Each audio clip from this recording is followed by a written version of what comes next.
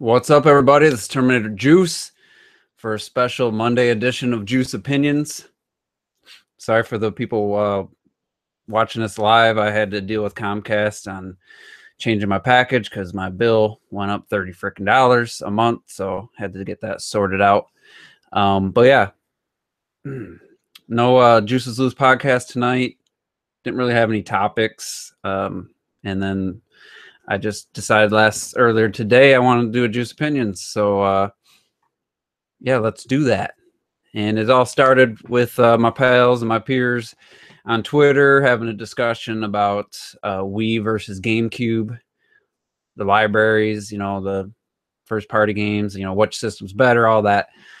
And I just want to say right off the bat, like, everybody's right because this is completely personal opinion. Like, there's no facts. And if you think there's facts, then I got nothing to say because I don't deal with people that think like that. There are facts about like the consoles, the hardware and stuff, but when it comes to games and which is better, and it's all opinion based. So everybody's right. If you think the GameCube is far better library of games, then it is for you.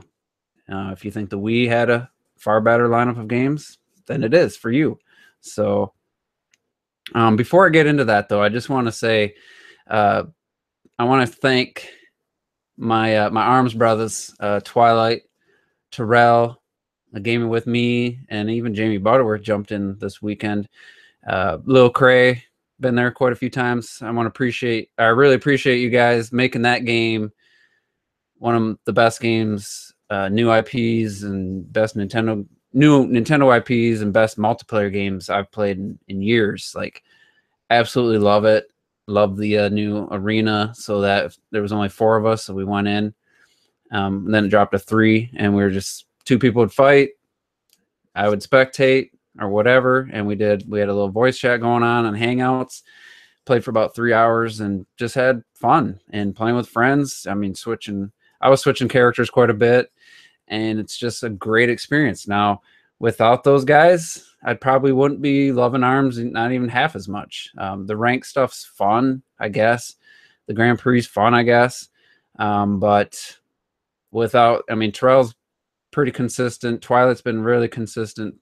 Nintendo Ultra, he's too hardcore. He's got too many hours, and he just plays to win, plays the same character, same arms almost every time. And I'm just like, hey, we're in a friend lobby here. Like, let's play, try some different things, try some different characters, different arm sets. That's the time for me that I like doing that. Same with Smash Brothers. Then if you go on ranked, obviously play your best character if you want to win and get your rank up. But just shout out to those guys, especially. We played Saturday night, like I said, for about 3 hours, and it was a good time. It gets a little bit competitive for some matches and stuff, but as long as it's a good match and you're not playing, you're not running, you're not just using the same tactic, over and over and over, I don't mind losing if it's a good match. I don't mind. The timer runs out. I'm going to tell you right now, in a friend's lobby, you're not going to see me backing up and blocking trying to get the win. I'm going to try to get the if it's close, I'm going to try to get the KO. And if sometimes I get it, a lot of times I don't. You're playing ranked, you're playing against the CPU. I understand time's running out. You got the lead of health. Yeah, play defensive and hide, block, whatever. But in a friend's lobby, no, don't do that shit. Because it's just all about having fun. And, it sucks when you lose that way, but it's so much better to win that way, to get a last-second KO. I had one against Twilight where we were just, time's running out. We both have a sliver. And I just threw out my rush, and I was pretty far away. The timer runs out, but I was Springman, I think, and my tornado was going. And as the timer ran out, it hits him and gives him the KO. The timer was done. It was at 0. And because I had just decided to throw it out, I knew he was going to block, or I thought he was going to block, got that last second, did a grab like that. The last, timer's running out, and, throwing them as the timer runs out, get the KO, and that happens to me too. And it was just so fun. And I love ARMS. actually a little bummed that Splatoon 2 is coming out so soon because I think ARMS is going to really die off. But yeah, shout out to those guys. Had a good time. And speaking of Splatoon 2, we got the Direct coming on Thursday. I just want to make a prediction right here, right now. I think we'll get details on the smartphone app and the voice chat and stuff during this Direct. It might not be full details, and it might, obviously the full service is coming next year now, but they're going to have that beta service out, and I think they're going to detail it for all those people have been saying Nintendo need to do it whenever, back in January, back at E3. I think it's going to happen during the Splatoon 2 Direct, which I'm looking forward to. But I'd almost wish ARMS, I wish I almost had a couple more weeks before Splatoon 2 comes out. But it is what it is. We'll talk about that on the next week's podcast after the Direct. We'll give our take on it and anything else that pops up. So, all right, let's start. Wii versus GameCube. So, just I think Retro Death and Rob of Rule 2 are 100% GameCube. T, myself, Robert of Gaming With Me are on Team Wii, and I think OJ is kind of more Wii. I'm not sure. He's kind of, I'm not sure where he lied. I know he was making some arguments for the Wii lineup, but like I said, it's all opinion here. So this is Juice Opinions. So, you know, I don't need in the comments you tell me I'm wrong, even if it's for fun. Like, it's just not, I don't like to debate. So I'm going to give you guys my opinions. I'm going to start with just a few for me personally. I'm going to give you guys, like, set this up. The GameCube come out 2001. I was 21 years old at the time, and you know, gaming was way down my list of priorities. Going out, hanging out with friends Friday, Saturday night, kind of was my main thing at the time. And like I said 100 times, everybody I knew got a PS2 or an Xbox. I was the only one that had the GameCube. So just some of my thoughts about the GameCube. I liked the size and shape of it. I liked the small discs. You know, I never had a problem with that. But some things that really annoyed me, even back then, like even in my full Nintendo fanboy, is I'd never owned another. Well, strike that. I had the Dreamcast. Those damn memory cards with like 56 megabytes of megabits or something ridiculous. $20 memory cards that like Madden took up the whole thing. That BS when Sony's card was like just saying barely more, and it held just like infinite, like it was like 15 times more space. That always annoyed me. And Nintendo's like, well, we want you to have one for each game, and we'll put a little slot in your game case for a memory card. No, never liked that. For my setup, the short controller cords was always an issue until the Wavebird came out. So those 6-foot cords were the bane of my existence. I was so jealous of the Xbox. Had like 9-10-foot cords. Yeah, Retro Death, the 251 cards came out like 2 years later. A little too late. I'd already owned like 3 of the other ones at that point because there was no other option. They did a 128 in between, and at that point, I already spent like $60 on worthless cards because I had to, because I had games I needed to have save file. That was a big problem. The short cords. Again, Wavebird came out about 3 years later.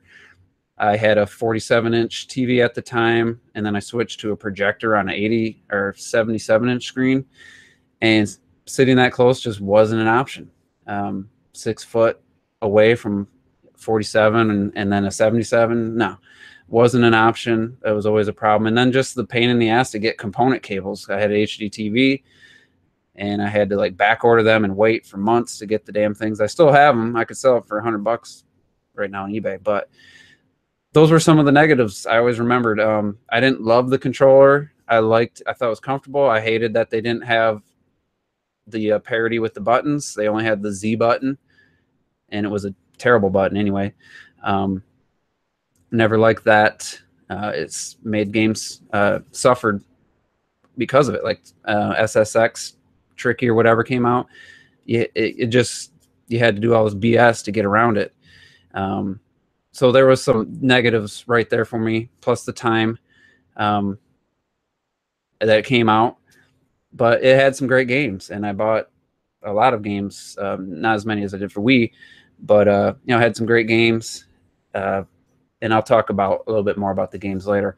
The thing I liked, it just played games. It was no nonsense, but once the Xbox came out, had a hard drive, had a main menu, you could put music on it. You know, it really felt pretty not very forward thinking. As soon as I got my Xbox, I realized, I was like, wow, there's so many things Xbox did so much better, having a hard drive on there and all that. But other than that, I thought it was a good system, and the 4 controller ports. The Wavebird actually proved that wireless controllers pretty much standard ever since. So good stuff there, and some great games. So other than that, you know, it wasn't anything special from a design standpoint, from a function standpoint. So then the Wii, in comparison, it wasn't much more powerful. I think it was like twice the power, but fully backwards compatible, where the GameCube only played GameCube games. So the Wii just factually had way more to offer from day one. So you had full backwards compatibility, which led to multiple controller options. You could use motion. You could do Wii Remote with classic controller plugged in, or you could use a GameCube controller for a lot of games. Then you had the Virtual Console service debuted on the Wii, which was awesome. And then the eShop / indie games, you know, they had the WiiWare, was like the birth of indie games. Built-in storage, it wasn't a lot, but I never ran out. Plus it had an SD card slot for doubling. You could hold, you know, 256 megabytes. But it was enough for the games. I never ran out. So, you know, overall, it just had more to offer. Component cables were sold in stores. You know, all the brands had them for the Wii one, especially once it became more popular.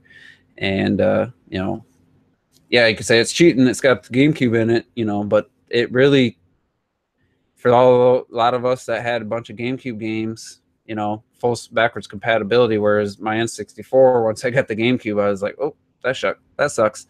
And it was just like the GameCube had GameCube only, which at the time was great. But just comparing, I didn't love like the whole sensor bar cable was short for my setup. I had to work around that. AA batteries in the Wii remotes sucked. The recharging options were non-Nintendo, so it didn't even last a year, the ones I bought. So there were some negatives there. The wired nunchuck, and the nunchuck didn't have as good of motion controls, and then the Motion Plus came out later as an add-on, which it would have been nice if they had come up with that initially. But so it wasn't perfect. Wasn't a huge leap graphically, you know, over the GameCube, but over time you could really see, like Mario Galaxy, you really could see the difference between that and Sunshine. So, and it was at a time for me when it actually got me back into gaming a little bit. The Wii U did it even more. But yeah, so that's just some hardware discussion.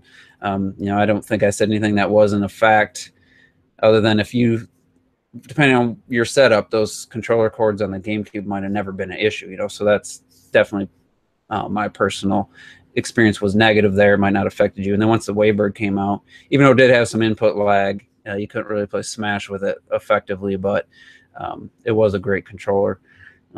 So yeah, let's break this down a little bit. So you could sit here all day. I could have Retro Death come on, and he could name a GameCube game that was a new IP that, you know, was great. And then I could name a Wii game that was a new IP that was great. He could say, well, you know, the GameCube got Wave Race and Star Fox. And then I'll say, well, the Wii got like really good Kirby games for Kirby fans. Like for me, Wave Race not being on the Wii is a point for the GameCube, but for like someone who could care less about Wave Race as a huge Kirby fan, they got some great Kirby games on the Wii. Not my cup of tea, but you know, we could go back and forth with this all day long.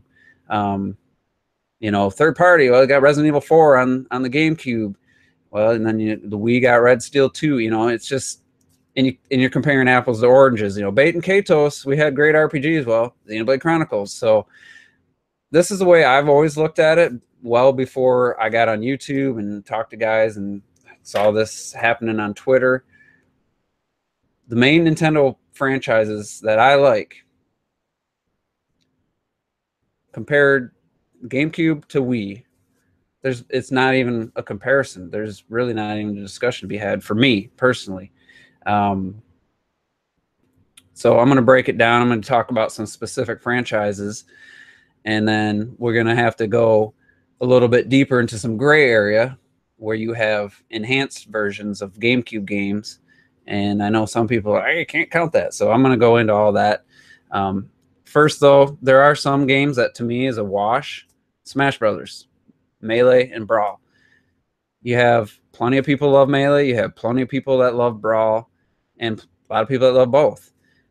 That's a wash for me. I didn't really spend a whole lot of time playing either, but they both had a Smash Brothers, and there's enough people that like Brawl over Melee to where I can't just say, oh, it's unanimous, because what, 11 million people bought Brawl. So I mean, people liked it, and it did introduce some cool stuff. Some people, like I said, there's a lot of people that prefer Brawl, and there's a lot of people that prefer Melee. To me, that's a draw. I mean, what can you say? Animal Crossing, didn't play either. I see the GameCube version is better reviewed, but they both had an Animal Crossing game. I seen Robert, he prefers City Folk on the Wii to the original on GameCube. Didn't play either of them, so it's a draw for me. Fire Emblem, I didn't even look to see which system had what games. I know there was some on both.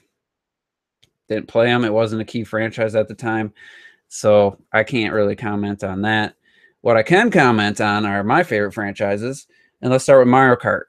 Now, I started this off last night by saying that I was kind of just accepting other people's opinions on this because I only have about 2-3 hours playing Double Dash, and I said the only franchise that is better on GameCube that was on both systems is Mario Kart. But actually, after thinking about it, Mario Kart Wii had really good online, which I had probably 20-30 hours. I didn't even own the game. My friend and I, we played it constantly online, split screen. Introduced motorcycles, and it introduced the tricks or stunts mechanic, and had some pretty great tracks. Now, it wasn't the amazing jump that Double Dash was over Mario Kart 64, but I look at Mario Kart 8, the retro tracks. Two of my favorite retro tracks. One's a Wii game and one's a GameCube game. One came in DLC. One was on there. Yoshi's Island or whatever, and Moo Moo Meadows are two of my favorite retro tracks on all of Mario Kart 8. And each one of those tracks was on. One was on the Wii. One was on the GameCube. It's pretty much a draw, other than I didn't play Double Dash that much. Like I said, it didn't appeal to me. That playing it didn't make me want it. I didn't really like the double rider mechanic. Never actually bought it. So it's kind of a draw, but I'm leaning more towards Mario Kart Wii because I have a lot of time in that game. Not even owning it, I bet you I have between 40 and 50 hours and had a lot of fun with it. So for a lot of people, it's not even a question. Double Dash is going to win. Maybe for less people, Mario Kart Wii. But I think the addition of the online play, which led to Mario Kart 8's great online play, the motorcycles and the tricks, the stunts or whatever, to me, it's pretty close. So it's almost a draw. I'm going to give the Wii one just slight edge because I played it more and it made me want to play it more. So let's talk about the big one, the obvious one, Mario. It's funny even to have this discussion. I think anyone would be a fool to try to. This one to me is fact. Like, this is factual. Galaxy 1 and 2 and New Super Mario Brothers Wii compared to Super Mario Sunshine. It's not even a conversation. I like New Super Mario Brothers Wii more than Sunshine, but if you want to just compare the 3D one, Galaxy 1 and 2, I mean, if Sunshine would have been refined and polished, it might have been an equal game, but that shit was rushed out. Those blue coin nonsense for getting the rest of the stars just completely ruined that game for me. Didn't even get 120 star shines because who the fuck wants to search for blue coins and go back and play every level not just going to the, going to the world and then you choose a level. Everyone, the blue coins were in a different spot, and every shine you had to get in every level. So you had to go back and replay. I said, fuck that. I ain't playing that. So to me, you got 3 great Mario games on the Wii. 2 are Hall of Fame all-time two best Mario games ever made for me. And the return of a 2D Mario game on a home console in like 16 years or something. Compared to Sunshine, it's not even close. Sunshine had potential. It looked nice at the time. Never liked the controls. You take away the flood and go into these bonus levels where Mario controls so, like, he's so fast and so twitchy, and now you don't have the flood that you're so used to using in these ridiculous revolving platforms where sometimes he'd walk over it and sometimes he'd bump and slide off and die. Like, if they had polished that game another year, it probably could have been as good or in the, close to Galaxy games or something. But the theme of the GameCube was rush these games out because we got to have games. So that was one that suffered for me. I enjoyed it, but it wasn't even close to Galaxy 1 and 2. And then you add new Super Mario Brothers Wii, which was a great game, introduced 4-player. Me and my buddy played that all the time. It was not even close. So let's go to the next series that I feel also had a game wrecked by being rushed, and people are going to disagree, but having a HD version of the game that improved everything on your mind, it's hard to go back and remember when Legend of Zelda Wind Waker came out. Yeah, I didn't mind the art style, and I thought it was a great game. How many freaking times did you have to use the Wind Waker to change the direction of the wind? And how many times did you mess up and put it in the wrong spot and you had to redo it? And then the lack of dungeons. Like, the HD Wind Waker is an amazing game. I love that game. The original Wind Waker, I almost didn't finish playing it. I went for a long time. I was so frustrated by it. Like, it was so tedious changing that wind constantly, and just a simple fix of taking that out in the HD version made that game infinitely better, but it still suffers from lack of dungeons. They cut 2 out for sure. I think 2 100% was confirmed. You're 4 dungeons and you're refighting all the same bosses. So while I liked it as a Zelda fan, that version is right there with Wind Waker, is my least favorite 3D Zelda game. The HD version is way up. It's up a couple spots. Twilight Princess, that's a GameCube game. Well, guess what? It's on the Wii. They both have Twilight Princess. It was cross-platform, actually out on the Wii first. It's a wash. So compare Skyward Sword to Wind Waker on the GameCube. For me, it's not even close. Skyward Sword was really polished. Really great game. Love the art style. Love the getting to a dungeon was a dungeon. Love the story, the whole Zelda storyline. Just when it took place, being the first game. And it had some really good combat at times, some really iffy combat in some spots, but it was a great game. So you get the better version of Twilight Princess, because the pointer controls, once I played that way, I could never go back, of Twilight Princess and then Skyward Sword versus Wind Waker and Twilight Princess. For me, it's like I would put Wind Waker and Twilight Princess on the GameCube at a 7, and then Skyward Sword and Twilight Princess on the Wii at an 8.5 or 9. So, but like I said, Wind Waker HD, I like that better than I like Skyward Sword. But if I had to choose, play Skyward Sword or play Wind Waker on the GameCube, it's not even, I wouldn't even hesitate. Skyward Sword every time. But for some people, that's going to be completely different. So that might be a win for the GameCube for you.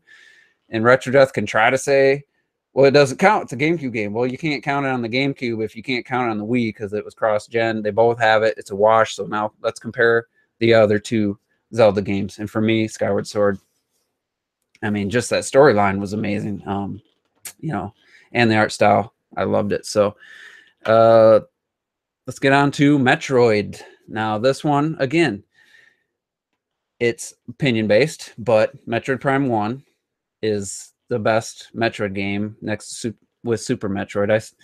I think going back and playing them, they're so close together. I don't know if I could pick one, but so without question, the GameCube had the best Metroid game. Then it got Metroid Prime 2. And then the Wii got Metroid Prime 3 and Metroid Other M, which I don't love, but Rob of Rule of Two, who's made it seem so obvious that the GameCube wins this, but you said you loved Other M. I'm guessing you liked Metroid Prime 3. So, I mean, it's for some people, that's where it ends, the conversation. Doesn't for me, because what did the Wii get? Additionally, not only did it have 2 new games, but it has the trilogy. And what is that trilogy? Awesome Collector Steelbook Edition, if you're lucky enough to get that. Added pointer controls for Metroid Prime 1 and 2. It's the only way I'll ever play Metroid Prime 1 and 2 again, ever. So how can you say it doesn't count if that's the only way I ever want to play Metroid Prime 1 and 2? I don't see how that can't count when it is the definitive version for me by a landslide. Like, going back to the GameCube, yeah, it's playable, but it's way less playable in my opinion. Still technically the same game. And maybe for me, Metroid Prime 1, definitely better. The GameCube got 2 good Prime games, or 2 great ones. Metroid Prime 3 is better than 2, in my opinion. Other M sucked. But the fact that the only version of Metroid Prime 1 and 2 I ever want to play again are the Wii version.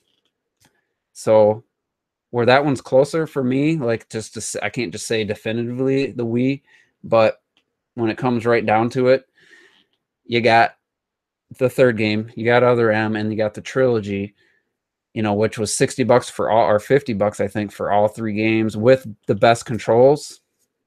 So, I mean, that's another win for the Wii for me. And if you want to just Mario, way better. Zelda, better, not way better. And Metroid, just slightly better on the Wii. Those are the main franchise. Mario Kart, slightly better on the Wii for me. Everything else, not franchises I really hold to much of a high standard or just don't get into as much. You know, got Pikmin 1 and 2 on the GameCube, which were great new IP. I never played 2, but I rented 1 and thought it was decent. 3's really good though. And we didn't get that. They got basically Wii motion controlled versions of which, again, the only way I'll ever want to play Pikmin is with pointer controls. That one's a little bit tougher because it didn't get a new game. It didn't get Pikmin 3. So it's hard to say, well, you can't count it because those are GameCube new IPs and you can't just take new controls. And so I'm really not going to, that's another draw for me. And then, like I said earlier, like, you could say, well, GameCube got this game. Well, then the Wii fan can say, well, we got this game. We got F-Zero on the GameCube. Well, you got Excite Truck, which, some people like, some people don't. To me, they were both forgettable. I'm going to share a story that maybe I'll lose some Nintendo cred. The only 2 Nintendo first-party games I ever traded in was Star Fox Adventures and F-Zero GX. So what does that tell you? Both GameCube games. You could say, well, Star Fox, there's 2 games on the GameCube. One I traded in, and the other, once I saw the ground combat, I never looked at it again. I've never watched gameplay. Like, maybe it's decent. I don't know. Maybe I shouldn't have just wrote it off. But as soon as I saw the clunky controls out of the cockpit, I was like, nope, I'm never going to play Star Fox Assault. And Star Fox Adventures, I wish I could block that game out of my memory. I'm sorry. F-Zero GX is forgettable. I didn't even know I didn't have it anymore until a couple years ago when someone said it was pretty valuable. And I found a receipt where I had traded it in. So I could never get past it. Never been a fan of F-Zero. Didn't like the Super NES version. Didn't play N64 version, and GX. I very vocal about my thoughts on that game, especially Captain Falcon, that Sega's whole treatment of that story and stuff. Freaking hate it. It had some, you know, cool things like all the cars on the tracks and the 60 frames per second. It was impressive technically, just not my cup of tea, not my type of racer.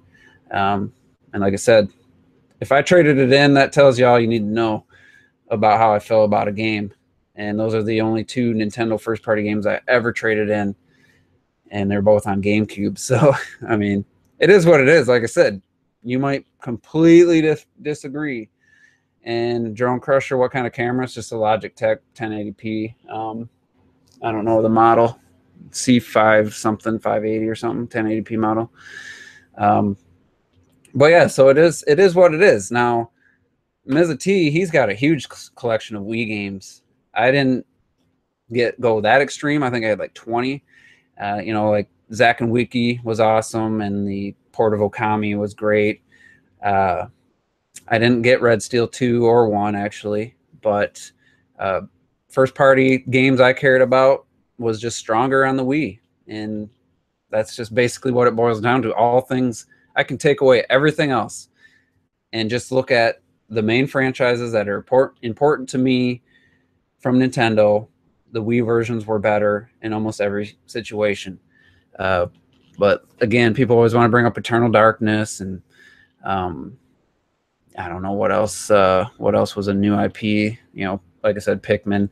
That one kind of, like I said, it's harder just to say one way or the other, because if the better versions are on the Wii, then, you know, yeah, it sucks that they had to port games, but they really did benefit. It's not like just bringing, you know, The Last of Us to the PS4 with better visuals. It did add higher frame rate, which was nice, but Chibi Robo. I can't comment on games I didn't play. So, Beautiful Joe, it was pretty cool. Wasn't a bit, you know, again, didn't really do much for me. So, Okami, which was a port of a PS2 game, was a way better game for me, made by the same people. So, I would, you know, if you're taking Clover Studios games, I would take Okami over Beautiful Joe 1 and 2. Just didn't really get into those. You know, and like I said, the RPGs, bring up Bait and Katos, whatever. Then you can talk, then somebody can bring up Xenoblade Chronicles, Last Story, Clock Tower, you know. Super Monkey Ball, that was a cool one for the GameCube. The Wii version sucked. I actually like Super Monkey Ball 2 the best. But again, Wii Sports Resort, you know, Red Steel 2, which was a great game. I never had it, but No More Heroes, you know, like Mad World. There's just all, you could go back and forth all day long. There's one last fact. I was going to save this for last. On Metacritic, and I had this, I did this, all of this research like a year plus ago. I forget the numbers, but the Wii Metacritic, games of 75 or higher on Metacritic was like 100 and some. It was ridiculous. And the GameCube was like 60. Like, it was just way less. So just that, I mean, yeah, I take it for grain of salt. It's Metacritic, you know, those are people's opinions. Some games are below 75 that probably shouldn't be, but more games that reviewed better, and then better iterations of Nintendo's main franchises for the most part. For me personally, it's just a no-brainer.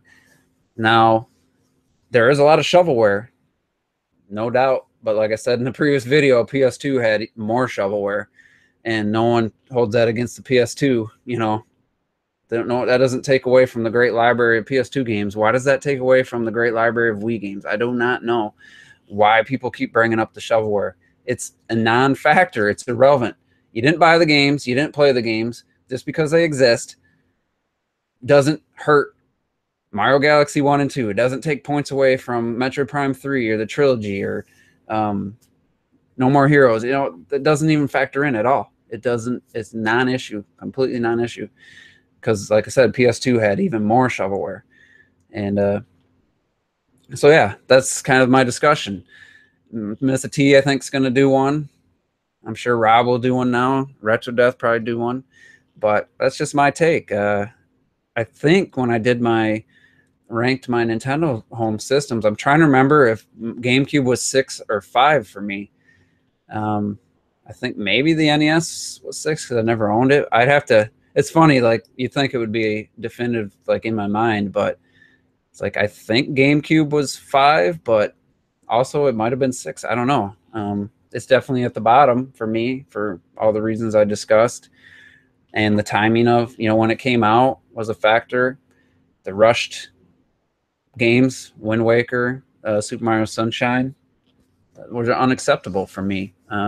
Even back when they came out, I'm not just doing this now. Like I remember thinking, like, really, this is all the dungeons in Zelda? Like, wow, I have to do this every time I want to go sail somewhere. Like, tedious. And Luigi's Mansion. A lot of people like to bring that up. Luigi's Mansion. That was no Mario replacement.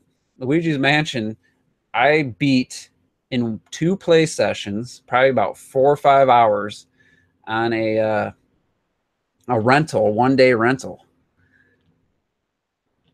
It was okay. I think a lot of people are judging that based off of Dark Moon, which is a great game, and they're remembering the Luigi's Mansion on GameCube as a great game. It looked good.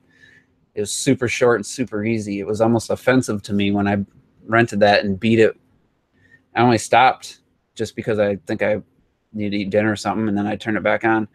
I'm not counting it as a new Mario game, but it's an irrelevant game. Like that game was so quickly forgotten that people bring it up now. It's like a talking point, just like saying that PS4 game, what the hell was it that just came out? Shadows of the Colossus maker finally released that Last Guardian. They talk, oh man, look at all these exclusives. Look at this E3 Sony had. Look at Last Guardian announcement. What did it sell, like 100,000 copies or less? Now that's not, you can't use that as an argument anymore because no one bought it.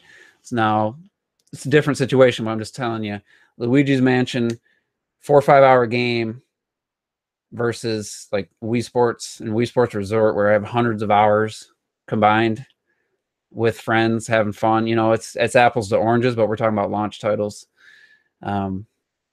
So I think people like to say Luigi's Mansion, but it's definitely a 7 out of 10, type of game. It was, like I said, no replacement for a Mario game that people are like, well, where's Mario? Well, we got Luigi's Mansion. That could have used a little more time in the oven, I think. So I know I'm just, oh yeah. And then thank you, Metal Mint. Donkey Kong Jungle Beat versus Donkey Kong Country Returns. I mean, come on. It's not even like a rhythm game where with this expensive accessory, I forget how much that cost together. It's like $80 or something. And it wore out. Like after a while, it didn't work as good. So you got Donkey Kong Country Returns, which a lot of people like better than Tropical Freeze. I think Tropical Freeze is slightly better, versus bongos. Like I'm so glad I remembered or that someone said that, because I completely forgot. That's a franchise that, yeah, you could say they both had Donkey Kong games, but I mean, Country Returns versus Jungle Beats, not even discussion. So that's just another main franchise win for the Wii for me. And yeah, like someone said, GameCube had great RPGs. Well, Xenoblade Chronicles is a great RPG. Some say it's the best JRPG of all time. Clock Tower, which I didn't play, and Last Story I didn't play. A lot of people like those. So, I mean, like I said, we go back and forth all day long. That's why I just tuned out all that and focused on the games both systems had, major IPs for Nintendo, and even WarioWare. Well, they didn't have a WarioWare, or I guess Wario Land 2 on the Wii was a lot of people liked. I didn't play that, but WarioWare Smooth Moves was a great game. GameCube didn't have that type of game, but like I said, there is a game that the GameCube had that the Wii didn't have, so you could go back and forth all day long, and it gets you nowhere. So I like to focus on what is important to me, which is the games I care the most about on both systems. And almost unanimously, the Wii had better iterations. So feel free to make a video of your own and tell me what you think. So again, no one's wrong here. It's total personal opinion. It's 100% your opinion. So if you feel the GameCube is better, then you're right. I feel the Wii was better in the games lineup. And then just getting back to like the hardware, everything else about the Wii was better for the most part, except for, you know, it wasn't as big of a leap graphically, I guess. But, you know, internal storage, you didn't need memory cards, had way more controller options, backwards compatibility, eShop, Virtual Console. You know, it was just a better package overall. I think that's hard to debate. So whatever, it is what it is. And then, like I said earlier, Splatoon 2 Direct coming out on Thursday. And again, I think there's going to be info about the app and the voice chat. So that's a prediction I'm making. Other than that, it's going to be, here's some new stages you haven't seen before. And I don't even know what else could they talk about. It's going to be interesting to see how long it is and how entertaining it's going to be. I'm expecting it to be just another Squid Research Lab. Might be super short, but I'm looking forward to that. Again, the podcast wasn't tonight because didn't have anything to talk about really. And, you know, it's the day before 4th of July, so people probably were busy anyway. So I just decided to do a Juice Opinions instead, kind of last minute. And yeah, so I'm sure in the comments I'll get all these reasons why the GameCube is better, and then people try not to get in long debates because I just don't want the emails and notifications, you know. So maybe I shouldn't even made this video, but I figured I'd just look at it, give you guys my take, and you can agree or disagree. It doesn't hurt my feelings. And one last thing, the Zelda DLC, which came out on Friday. Really enjoying that. The Trials of the Sword is super cool. Love it. And finding the masks and the outfits is cool that they added it as a side quest. And then you find the journal, and then it gives you hints, and you look at the map and you're like, okay, I think that's where it's going to be. And you go explore and you find it. You know, it's cool that they did it that way. So I'm glad that it wasn't just a bloop, your treasure chest pop down in front of you as you turn the game on and gives you something additional to do. Playing it on my save file with 190 plus hours, everything beaten, all shrines, about 300 Korok seeds. So it is kind of pointless to have these outfits now, but finding them's fun, and the Trials of the Sword is super cool. You could go back, like you start with nothing. All right, let me just explain this for anybody that hasn't done it yet or hasn't got the DLC or, you know, doesn't have Zelda. When you go there, you start at the beginner, and after like 11 rooms or something, you pull the Master Sword and it takes you back out. So then you can go back in and either choose to do the beginner or the medium. If you do the medium, you start with nothing you had before, and you got to get through that. And then when you get to the end of that, you pull the sword and it takes you out. Now, for this last one, for the expert, I can choose to start at the beginners, go through that, and then go right into the medium or whatever, the middle. Now, I haven't tried this, but from what I understand, that's how it works. Then you'll start that with everything you have, and then by the end of that, you'll have a bunch of stuff where I actually ran out of item slots on the, I don't know, I think it was the beginner's one. And then you do the expert. I'm hoping that's how it works, instead of having to start the expert with nothing. But it worked fine with the medium. They gave you a situation where you could get an item and you know, a bow and stuff just using your bombs from your runes. So it's a cool way to do it. And then you could actually challenge yourself and say, you know what, I'm gonna do it again, but I'm not gonna equip the clothing I get, or I'm not gonna cook anything. You know, you can make it as easy or as hard as you want, just like the game. And I will say the master mode is ridiculously hard, to the point where I don't know if I want to go through that. Fighting a blue bokoblin with a tree branch is not fun. Like, it's not fun at all. Or even the axe and stuff. Like, once you get past that, then I seen a post somebody, they had like 3 or 4 white bokoblins around them and 2 white moblins all around them. And those guys are just so hard to kill. And I'm just like, do I want to get to that point? Do I want to put myself through that? I do want to replay Zelda again. I started it over and I've done 8 shrines, and I, got to Kakariko Village, and I'm heading towards what's the hentai, or not hentai, but Hento Village or whatever, Hentano Village. And I think I just want to play through it again on regular. I don't know. It's got me torn because I don't want to be a wuss, but I'm kind of thinking that might be the way I'll enjoy it the most, to play it again and just go different directions. And then the map feature's super cool, seeing it play through, telling you where you go, and you hear Link die. It's pretty funny, so I really enjoyed that. But great DLC pack, one, easily worth half the $20 I spent on the expansion pass. And so yeah, looking forward to it. And the additional DLC in this fall with the new story and stuff. So I think that'll be cool.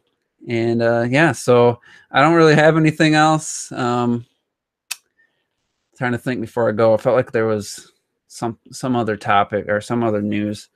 And I don't know. So yeah, I guess I'll just wrap this up. Appreciate everybody for tuning in.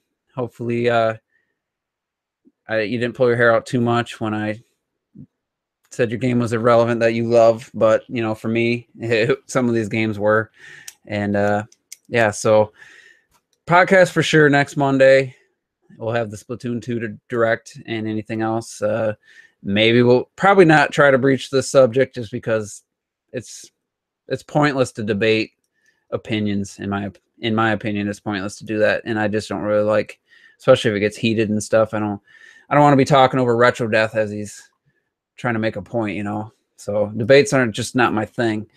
And but yeah, appreciate everybody for tuning in on a Monday before 4th of July. For anyone here in the US, anyone else, it's like means nothing to you guys. Just like Canada's Independence Day means nothing to me. So and people would stop asking about AGL. I don't freaking know what happened to AGL.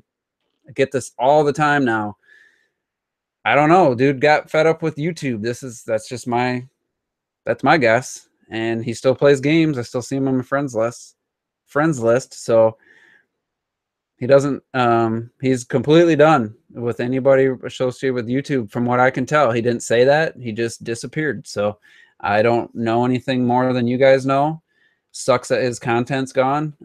I noticed that he doesn't have arms. So I don't know if he watches my videos. I don't think he even has a YouTube channel. So it is what it is. I mean, the guy's still playing games. I see him on the Switch playing Mario Kart 8 a ton. Yeah, I'm not the best in Smash, but I'll whoop your ass in ARMS. I guarantee it, Drone Crusher, if you even got a Switch. I don't know if you do. Last I saw, you didn't. But I'm pretty good at ARMS at this point. I know there's people better. Nintendo Ultra is one of them. But Smash was never really something. I mean, I got good enough for me where I could actually hold my own, but I don't get into all that technical, grab and canceling moves and this and that. Like, so you did get a Switch. That's cool. So if you want to play ARMS, look me up, because I'm pretty good at that. So, but anyway, I'm gonna get on out of here, and I'm gonna go play some video games, probably Zelda. So. All right, I'll send you a friend code if they still do that. But yeah, everybody have a good night. Have a good 4th for anybody in the US of A. And we'll see you guys next week. Maybe I'll do a Juice Opinions on Friday. Probably not. Probably just wait till the podcast on Monday to talk about the Splatoon Direct and stuff. So, all right, guys, we'll see you next time.